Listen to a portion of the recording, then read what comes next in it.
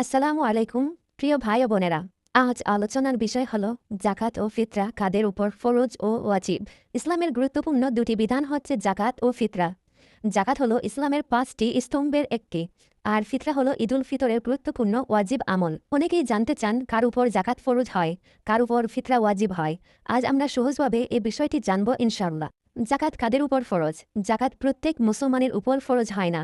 জাকাত ফরজ হওয়ার জন্য কয়েকটি শর্ত রয়েছে। প্রথম শর্ত হলো মুসলমান হতে হবে। কোনো অমুসলিম ব্যক্তির উপর জাকাত ফরজ নয়, কারণ জাকাত ইসলামের ইবাদত। 2 নম্বর শর্ত, জাকাত ফরজ হওয়ার জন্য ব্যক্তিকে বালেগ এবং সুস্থ মস্তিষ্কের হতে হবে। তবে অনেক আলেমের মতে নাবালেগের সম্পদ থাকলেও অভিভাবক জাকাত দিবে। 3 নম্বর শর্ত হলো নিসাব পরিমাণ সম্পদ থাকতে হবে। জাকাত ফরজ হওয়ার সবচেয়ে গুরুত্বপূর্ণ শর্ত হলো নিসাব।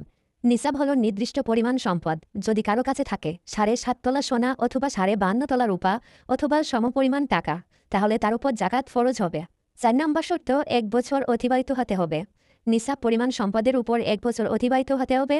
1 বছর পূর্ণ না হলে জাকাত ফরজ হবে না।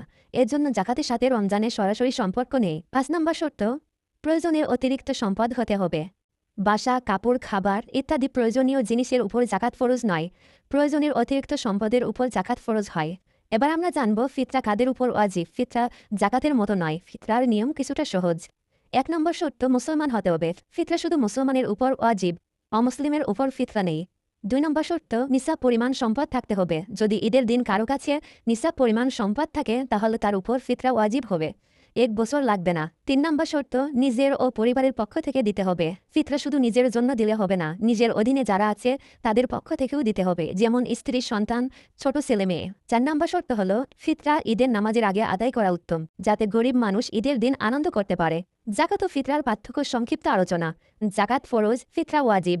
জাকাত বছরে একবার, ফিতরা ঈদের সময়। জাকাত সম্পদের উপর, ফিতরা ব্যক্তির উপর। প্রিয় ভাই বোনেরা, জাকাত ও ফিতরা ইসলামের গুরুত্বপূর্ণ বিধান।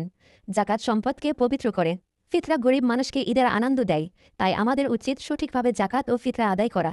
আল্লাহ তাআলা আমাদের সবাইকে আমল করা তৌফিক দিন। আমিন।